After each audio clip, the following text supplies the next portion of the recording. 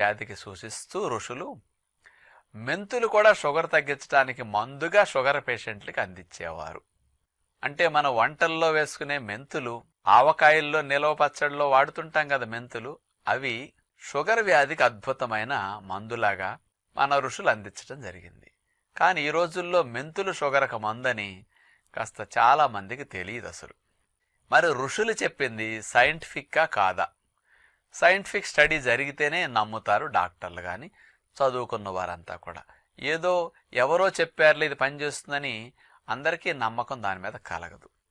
మరి ఋషులు చేసిన మెంతులు డయాబెటీస్ మీద పనిచేస్తుంది అని మరి డాక్టర్లు పరిశోధన చేసి కనుక చెప్తే ఇక 100% మనం నమ్మొచ్చు కదా.